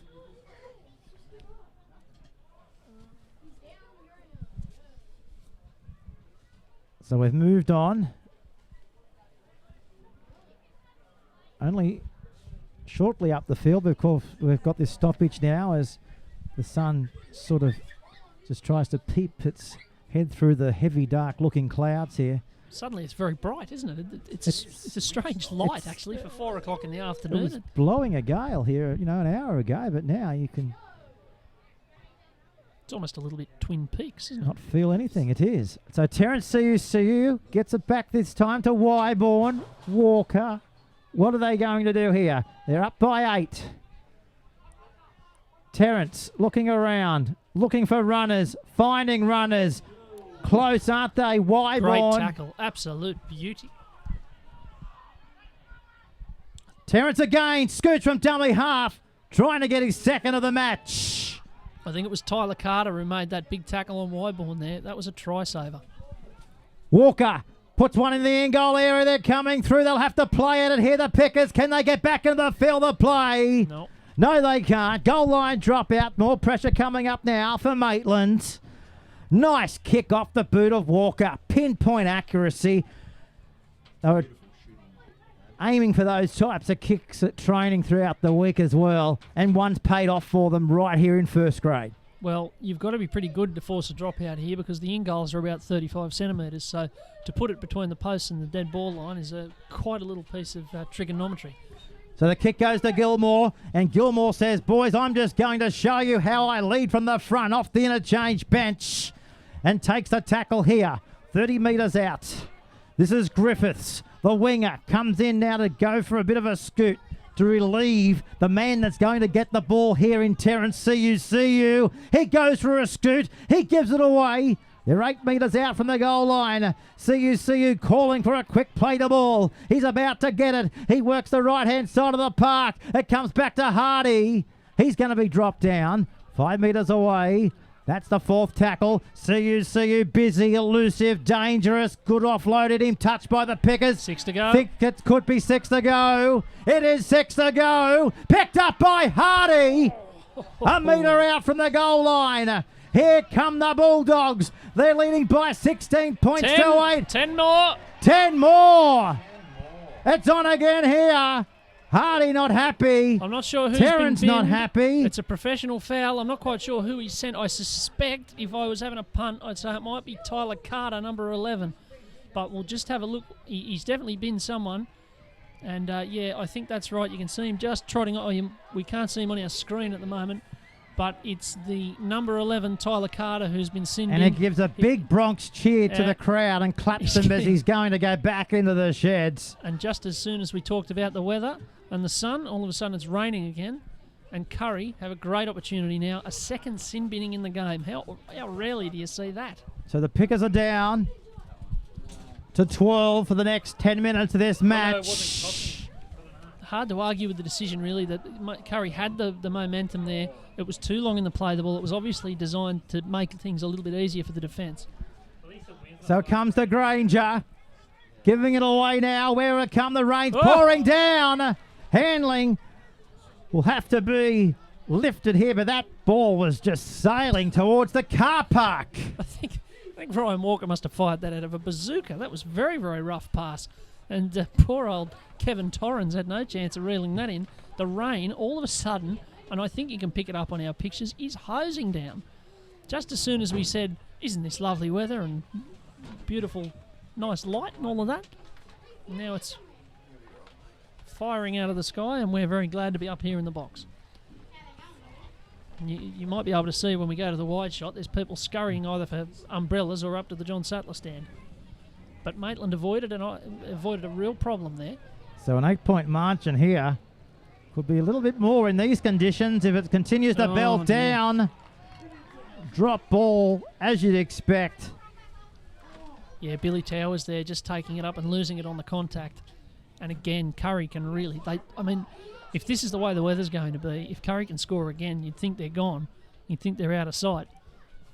So... with 12 men, Maitland have got to just dig in with everything here and try and salvage some sort of chance to stay in the game. 30 minutes, 16 seconds to go. on the Benedict Recycling scoreboard. We thank them for their coverage. Oh, hang on. A competitive scrum. Not there happy you go. there, Stare. There's your one for the season. Yeah. 1982 is upon us. Winding the clock back.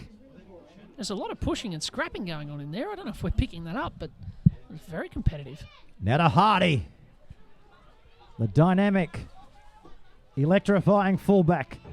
Gives it across to another electrifying hooker in Terrence.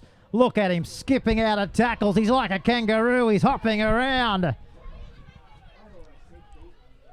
Definitely not a bulldog with that type of play. This is Granger. Now to Steele. Held in the tackle. 4 metres out from the Pickers line. CU. Comes across the back line. Wyborn pops it out the back. He's dropped it. Pickers dive on it, and lucky they were there to dive on the ball. But which way do you think he's going to give the scrum? But I don't know. He's giving it back to the Pickers. There would have been civil unrest if Kurri had got the ball back there, I suspect, from the Maitland supporters. It was Ben Wyborn. He just forced the pass. I don't know if he needed to do it. They had a couple of tackles left there, but he obviously saw something. But the ball came out forward. Maitland then fumbled it, and so now they get a scrum. But they're back in. They're trying to chase the game, and yet at the same time, they've got the problem of not having the full complement of players. I would note as well that the clock has stopped. Up on the scoreboard, there's no time up on there at the moment. It still says 30 minutes 16. So the clock has stopped at the ground, hasn't been restarted here. So we've lost about 12 seconds of play here. So that's the 20-metre line. And that's Towers coming outside their own red zone of the field. Down to 12-2. The Pickers, this is Zeb Luisi.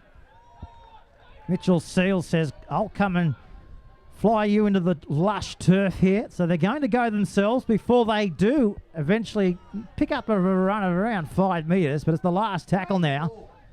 So they'll need a good kick here, and that's exactly what they'll try to achieve. It's gone flying down here to the Bulldogs' end of the field, and that's their winger here in Torrens.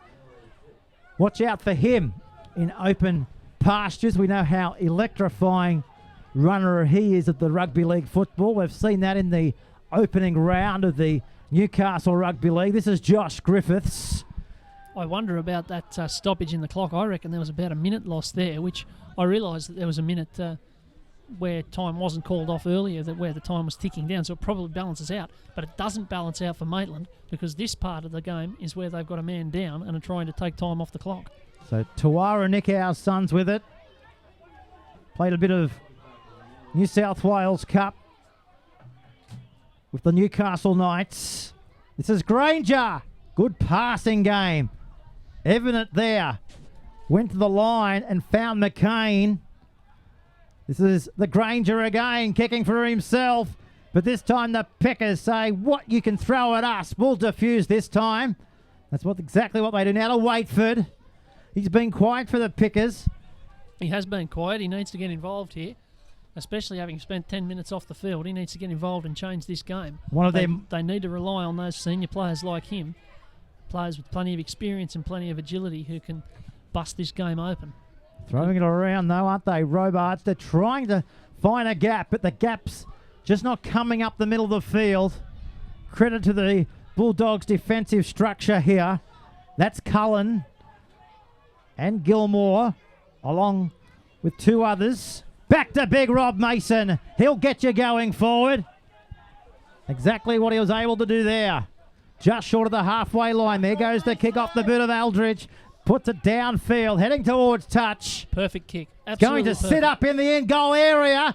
Pressure coming forward. Ooh. Oh, the Pickers have collided right on their own in-goal opposition's goal line. They certainly did. That was a clash of the shoulders in high percentages. At least it looked like it might have been a clash of heads.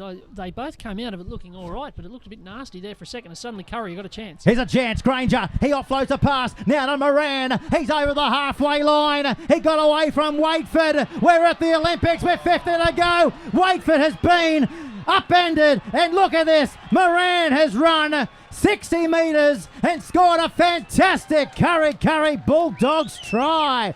Wow, how good was that passage of Newcastle Rugby League? Absolutely fantastic. Attacking, they know that they've got the extra man. They know that they've got the overlap. But they were clever enough to go wide early in a set, 30 out. It might be seen as a bit of a risk, but when that sort of thing, when you've got the space and you can see that there's an opportunity, good players, I suppose, have got to take it. And they worked it very, very well there. I think, I'm happy to be wrong, I think it was Cade Hardy who initially made the break, and then he found Cameron Moran, who, as you said, got into the Olympic sprint there with Steve Waitford and was pulling away to the gold medal by the end. Steve Waitford. We know he's had pace over the years, but he was just left gasping for breath. He just couldn't go with the Bulldogs, could he? No, not quite. I mean, sometimes the other bloke's just quicker. It wasn't any fault of his. He just didn't quite have the pace. So Hardy here, just looking up at the post. Very strange weather here today. That rain stopped again now. I've seen rainbows, I've seen clouds, I've seen rain. What haven't we seen might be the easiest way here, Morgan, to go about the weather here today. Wouldn't surprise me if it snowed, to be honest. Luckily you brought your snow jacket. Here's the kick from right in front. It's a beauty. Straight over the dot here at Kurri. Saturday afternoon football. Bulldogs leading now by 22 points to 8. Thanks to Benedict Recycling scoreboard. Seems a long way home from here for Maitland, doesn't it? 22-8 down. They've had to, I mean, one of the things that is less obvious about the fact that they've now had 20 minutes with 12 men is that that's a lot of extra tackling, it's a lot of extra ground you've got to cover, and it must have taken it out of them. It's pretty hard to see how they can make up a 14-point difference in this last 25 minutes.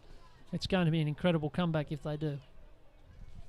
Whilst there's life, there's hope. We've seen remarkable turnarounds in rugby league, but we'd have to see one of those yet again here in the back end of this match. This is Gilmore going across field, finds Griffiths, takes the shot there of Mason. Just repeating the score, Souths and Lakes. South went to the break. We haven't got a score update since then, but Todd Hurrell has been taken from the field injured. So we're trying to get a report out of that match to see how the captain and the coach is going. But the Bulldogs here lifting with every run. This is CU going short to Mitch Bird. So Nick Owl wants the ball, but they go the other way. They go the Johnny Sattler stand side. Here's the kick in towards the in-goal area.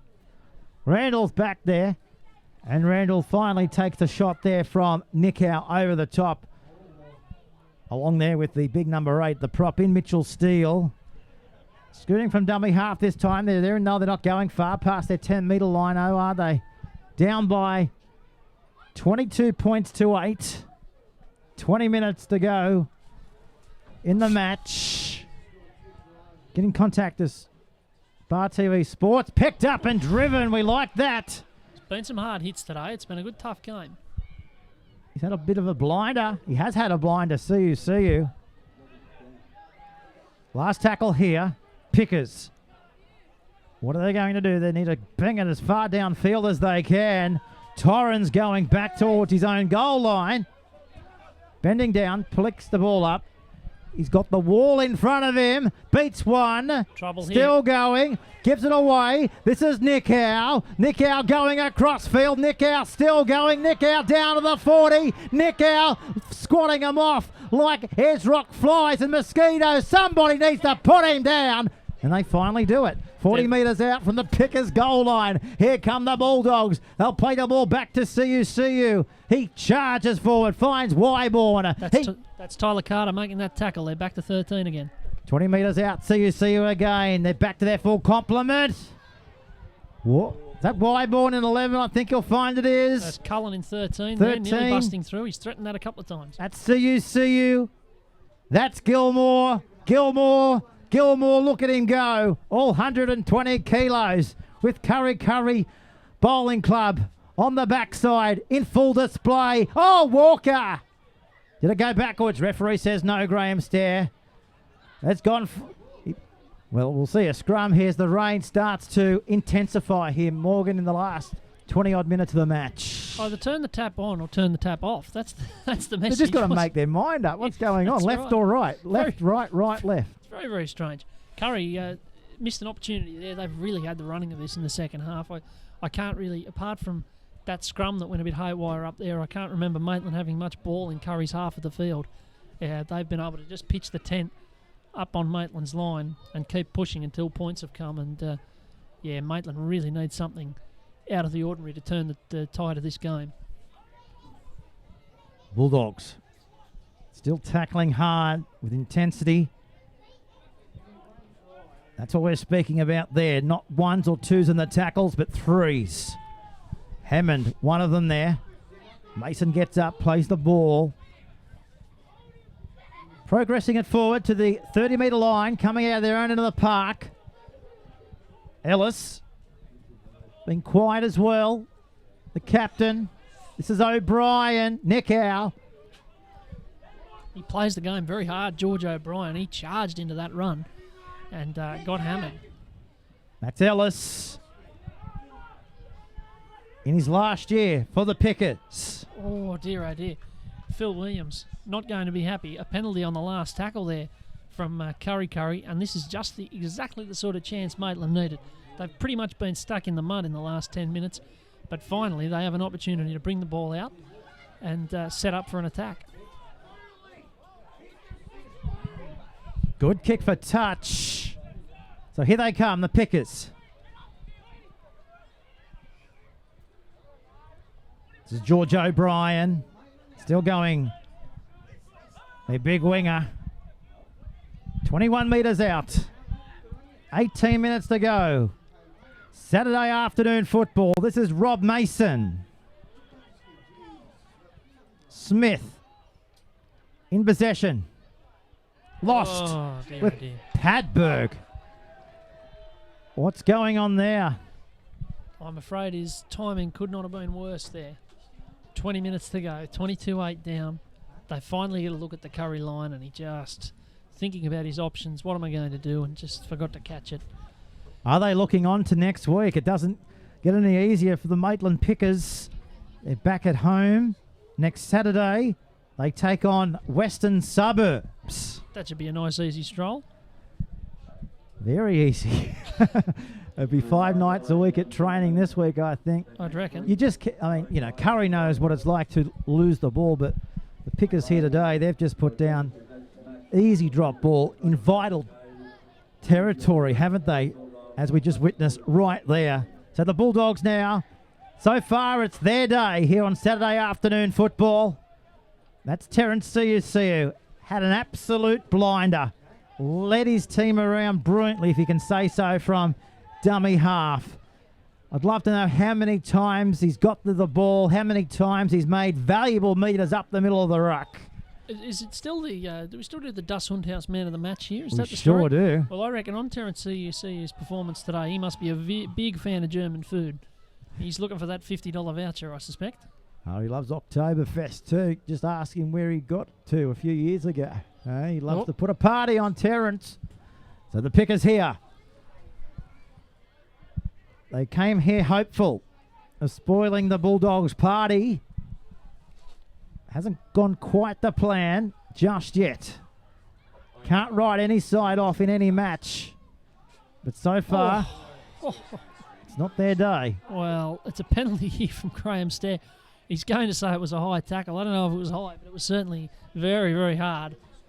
And the Maitland backs have been keen to get involved and help out here today, but they won't be so keen after that one. Josh Morrison copped a very, very sore shot indeed. But again, an opportunity for Maitland here. They're going to start a set in Kurri's half. Times are ticking. 17 minutes and 40 seconds to go. If something's going to happen, it pretty much has to happen now. Jared Smith. Held on the tackle there. One of them was for Cullen. Back to PJ Ellis. Oh, he bumped away from one, Ellis. Yeah, we'll have a stoppage here. We'll have a stoppage here because he did indeed bump someone off. I can't quite see who it is because he's flat on the ground. And I think he was not clean out. That was a very, very savage collision there. Well, there's a bit of concern for him from the opposition players as well as the home medics. In fact, both sides have got their trainers attending to this player. Well, if you ever want a definition of concussion, I think that's right. It's the number 10 there for Kurri, so it's Peter Cronin. He's just getting to he's attempting to get to his feet now, but I don't think there was anything illegal about it. It was just two pretty sizable bodies colliding at a good speed, and Peter Cronin came second in that particular contest. I would be surprised if he was allowed back onto the field. It's good to see, though, I must say, it's good to see that the trainers from both clubs are happy to help out and help get him right. He's making his way up, but very, very slowly, I think. Very groggily. Yeah, I don't think he'll be back today, Peter Cronin. He will need a fair bit of assistance to get off the field, I think. But flipping the coin, what about the power of Ellis? Oh, absolutely. He ran straight at him, and it was, as I said, it was just a fair and square collision front on. Bang, off he came. He's now looking like he might be having a bit of trouble with his shoulder or something like that, or his bicep, but he's going to be very slowly off the field here, and it does just remind you of quite how hard this game is, that a bloke of his size can be left in that condition. And the crowd, as you'd expect here at Kurri, putting their hands together as he comes off from the field here, assisted by their trainers. So it's going to be Nathan Campbell who's coming on in his place. So time back underway here. 17 minutes, 14 seconds on the clock here. As I said before, we don't know quite what the sum total of those two little indiscrepancies with the timekeeping were, but for all official purposes, 17 minutes, 14 seconds for Maitland to do something about this. 14 points the gap. That was flat from Padberg. They're going towards that touch line. The Bulldogs trying to drive them over there. Lining up now, it's Mason. Steele living up to his surname there. All match. Now to Smith. Back to Ellis. Last tackle here for the Pickers. Evans. Last tackle. We've got to remember that. They're throwing it around. Ball's gone backwards. They need to kick it. Dear, oh dear. There's a big tackle there from Carter on Hardy. Kate Hardy. He's his former teammate, of course. We forget Kate Hardy was a picker last year as well. But I'm afraid they just needed to come up with a bit more there. They were given an opportunity to attack Kurri, and on last tackle, it was all a little bit disorganised. Pickers aiming up, though, still in defence, which is a good thing at this stage of the match. When you're down by 22 points to 8, they've still got a bit of fire in their defensive belly. Bulldogs. Here's their attack now to the 40. Griffiths. Gap closes. Just on the 40. They're going to kick. Here's Walker. Banging it downfield. It's heading to go into touch. It's gone into touch, but it's gone out on the fall. Well, Ryan Walker there kicking on his left foot. It looked to slice all the way. The sun's come back out, so we're bathed in sunshine again. But again, Maitland have a chance. I mean, there's time enough if they're good enough here. There's 15 minutes and 30 seconds left. If they're good enough to find some points, they're close enough to win the game. But it's going to have to happen pretty soon. Rob Mason. Inspirational run there by the big number 10. PJ Ellis. Captain, inspiration to the 20. Padberg goes himself. Padberg's got a good flick in him. On display there. Morrison. 4 metres away. Numbers to the right-hand side of the park. Padberg. Away to Ellis. Well, George O'Brien wants the ball. He might get the opportunity shortly. Evans, away to him now. O'Brien's got it. O'Brien's got the try line in front of him. Ball comes out, six to go. Six more tackles now for the Pickers. Reckon they got away with one. They'll come the short side, Morgan. They'll bash and barge their way over, will they? This is O'Brien. 2 metres out. Down by 22 points to 8. Evans. Away to King. King up the middle. Cameron will play it back. Smith. Back to Ellis. Crashing his way towards the post. Smith again. Away to Padberg. Shoulder charged. And falls into the turf. Penalty. Penalty to the Pickers. I think they were lucky to get that 6 to go up there. I thought it looked like a knock on. Now there's a bit of scrap here with Padberg, who wants to go on with it with the number 20, Mitchell Bird. But again, Maitland with a full set to start again. They're throwing a little bit at them here, mostly through the forwards. I'd really like to see the backs get involved here. Maybe a bit of a set play. Because there is space out here, especially King. on this right-hand side. We know he's a ball runner with the ability offload. He got 6 on 1 out here to the commentary side. Smith goes from dummy half. He's held up. They'll get it back. It was only the third tackle. Yeah, it makes it difficult when the backs all line up. They were ready for the set play, and Smith decided he knew better and threw the dummy. But as you say, they've got a couple of tackles up the sleeve here. It's pretty much now or not at all. So Padberg picked up and driven. Padberg's got it back. Quick Great hands. hands. Great hands. Away to Connolly. Connolly's close. Connolly is more than close. Hang on. What's going to happen here? Yes, try. He's going to give it. Well, what a bit of play that was. Shea Padberg, he's been having some trouble with his hands today. He's had the fumbles a couple of times, and then all of a sudden he just reeled that in. That was a magnificent piece of work, and then got it away to Geordie Connolly. The thing about Geordie Connolly last year at Cessnock was that he seemed to be incredibly evasive. He was tough to put away. He's not the biggest bloke on the field or the quickest or the most agile, but somehow he just used to find his way past defenders, and there was a bit of that in that try that he's just scored. And now, 22-12, kick to come, and still plenty of time on the clock. We might have a contest yet, Peter. The kick. 15 in. The rain has stopped. Stabs at it. But no cigar. It's on the Benedict Recycling scoreboard. 22-12. 10-point ball game. Don't go anywhere. This could go down to the wire here on Bar TV Sports. Saturday afternoon football here in the Newcastle Rugby League. Well, you say 10-point ball game. If it just shows you the importance of goal kicking, doesn't it? 22-12. Maitland have scored 3 tries. They've scored 3 tries and haven't converted any of them. And so it could well be 22-18 in this game, but for a bit of better goal kicking. Now, there's a time off here. And I think the reason is because there's not a ball on the field. And one of the things about rugby league, for people who might be watching this overseas or have never seen the game before, you need balls. Is that you need a ball to play.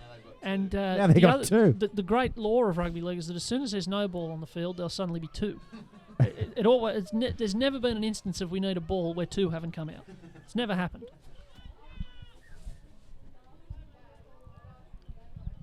So here we go inside the last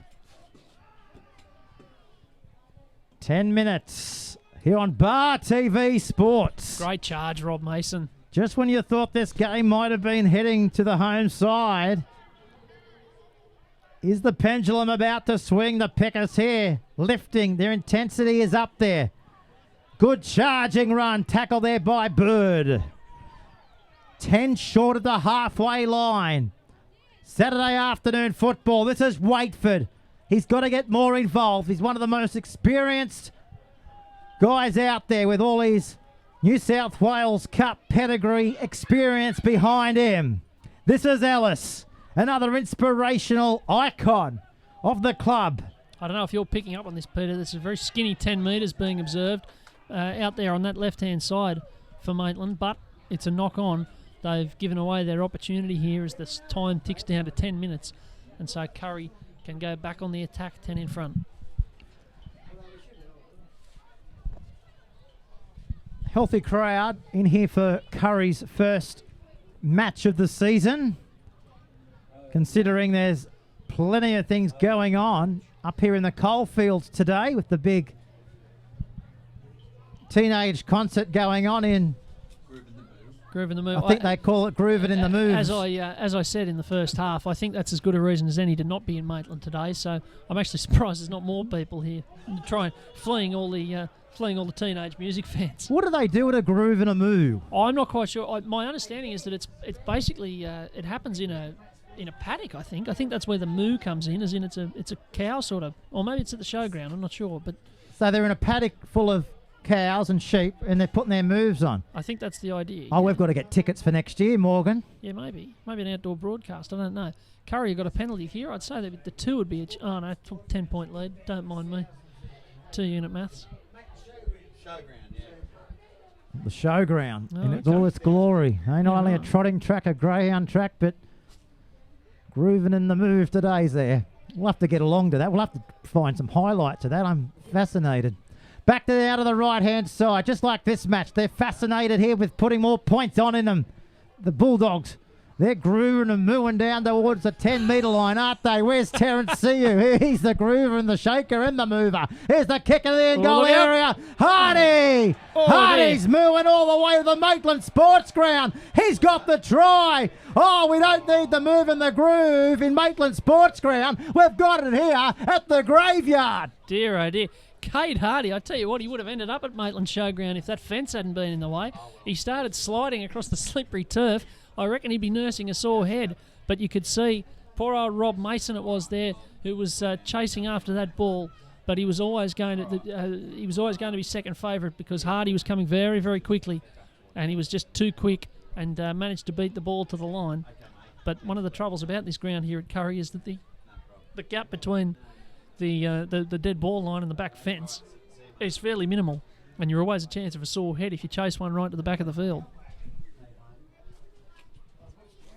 Now you talk about the old English grounds like Old Trafford and Ellen Road. Indeed. It's got nothing on these in goals, really, has it? Here's the kick now, right out on the touchline. Maitland will be regretting their recruitment policies today. They've had 2 of their former players score tries against them, and Cade Hardy's kicked a swag full of goals as well.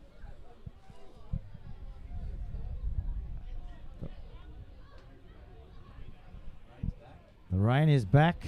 What's that, about the 17th time the rain's come back today? It is. Never for more than about 3 minutes at a time. We've got it all week, apparently. So get that umbrella out, Morgan, and keep that coat on. You'll need it. Here's the kick. Oh, it's hit the post. Indeed. Hit the post and over. It's been that sort of day for Kurri, hasn't it? They've pretty much had the luck throughout the day.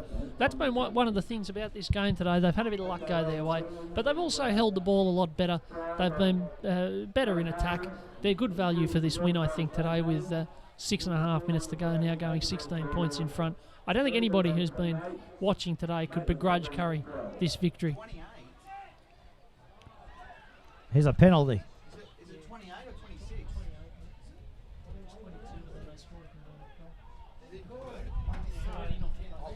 So right on the halfway line, the kick failed to go 10 metres here on Bar TV Sports. Hang on. If the kick failed to go 10 metres, why have Maitland got the penalty? Oh, that's right.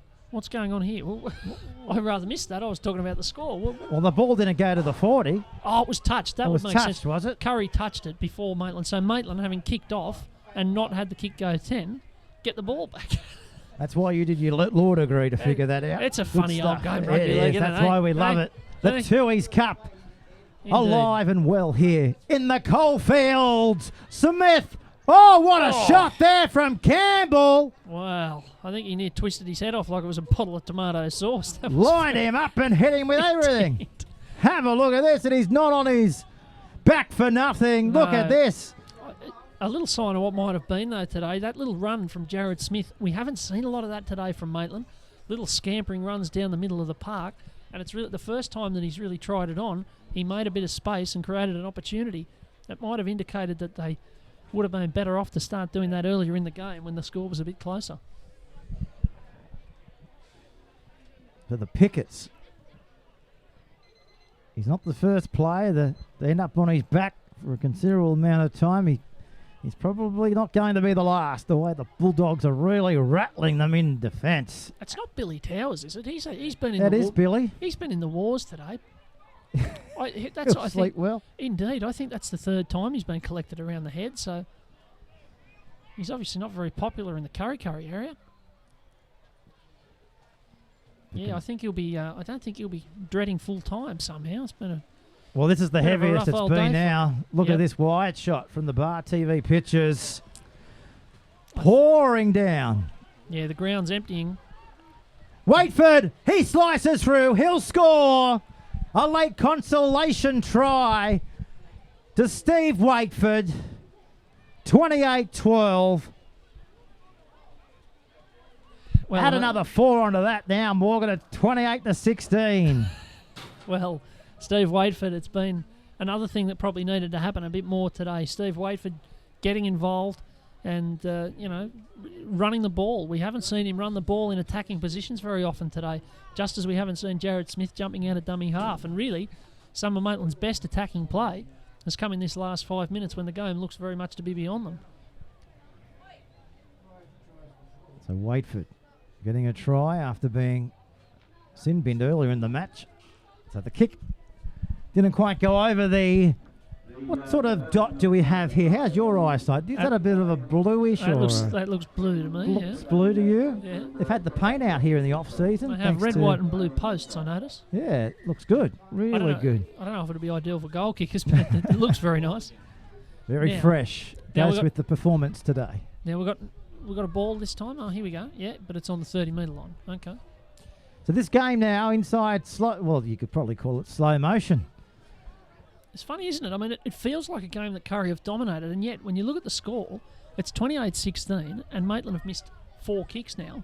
It's been slow, though, don't you think? Yeah, it's been slow, but Maitland, really, they could be a try away and pushing to win this game, despite having had 2 men sent to the sin bin and having had none of the territory really throughout the game. So, I mean, in that respect, even though they've really self-destructed today, the coach has to be happy that they've continued to compete, despite everything that they've done wrong, if that makes sense. You know, it's been a funny sort of game. Still chiming in with good, solid runs. It's chiming in with good, solid defence as well. Led, of course, there by Campbell. Look at this over the top from McCain from the Bulldogs. Assisted there with Cullen. And downstairs there was Wyborn. So they're attacking the Johnny Sattler stand into the field. Now to Carter. Ball's coming Ball out there. spilt out. Touch judge just giving a call to Stair here to say it was helped. And they're going to get on with it. This is Connolly charging with a bit of gusto down to the 40-metre line. And Cronin there to wrap him up as he goes head first into the wet turf here. The 16ers with it. This is Luisi. Still going Luisi. Moran assisting there with Campbell as the Pickers bunker look on here from the background. This is the propping king. Good hands. Great play. Oh, good tackle there from Neckow. That's 24 metres out from the Bulldogs line here as well. That is Smith. Comes back now to Padberg. Running from right to left. This is Connolly losing it. Kicked ahead. Going away is the Bulldogs to clean it up. Not long to go on the scoreboard thanks to Benedict Recycling. It's the Kurri Bulldogs with only 4 minutes to go. Not even that. 3 minutes to go. Inside 3 actually. Leading by 28 points to 16. And top better. Get in the game. Have you got in the game, Mr. Campbell? I haven't just got in the game, thank you very much, Peter. I've had a couple of wins today. Have you? On the top better tournament. Yes, I got on Kurri on the head-to-head and on the line. So cheering all the way to the fantasy bank. Indeed. Good stuff. And get involved. Just head on to the Bar TV Sports Facebook page. If I was as good at earning fake money as I was, if I was as good at earning real money as I was at earning fake money, it'd be a different life, wouldn't it? It would be. So the air pretty much going out of the balloon here now with about 1:38 to go. Kurri just bringing it forward, but they're they've got to be happy with this win. I mean, they could have been 0-2 today off the back of a couple of lean seasons. Here's Walker. He slices through. He's got support. Back to Nick Howe. Walker bends down. Oh, he's in the touch. The ball beats him to his hands. Well, next week, Macquarie take on Kurri. Saturday afternoon football at 3 o'clock. This competition, with the 8 teams, and it was the same last season, there's no easy game. You know, every week it's quite relentless. There's not a game where you think, we'll be able to win that pretty easy, you know. So for Kurri, you know, they've had the game against last year's Wooden Spooners, and it's been a real tough brawl. And then next week they've got to go to last year's grand finalists. So I can't imagine. I mean, it feels like it'll be a big lift. It's just such a tough season. Every game is competitive. So inside the last 30 seconds of the match. But they've showed enough in attack today, Kurri, and they've been hard enough in defence. Maybe they can give Macquarie a bit of a rub, next week. Well, considering how they played against Souths, here they go, the Piggers, putting it on the toe. Still going. It's turned into a soccer match. Now it's turned into a game that's nearly at the end. 12, 13, what have we got? 12 seconds to go as we put our head around the corner. Yeah, about 13 seconds, that's right. 13 seconds. Time's ticking away. There won't be any more play here. Again, the way Maitland have played in the last 5 minutes has probably been their best attack of the match. I wonder where some of these little attacking plays have been, because it was pretty steady and one out for much of the game. But there's the siren in the background. As I said before, Kurri, good value for the win. Maitland, I mean, if you get 2 blokes sin-binned and drop a lot of ball and give away a lot of penalties and in bad positions at the wrong times, it's pretty hard to beat anyone. And Kurri, in front of their home crowd today, have played pretty well. They've attacked very sharply. Their attack looked really good in parts. They defended strongly, and they'll be very competitive all season, I think, Kurri. This was a good showing by them today, and a pretty fair result in the end.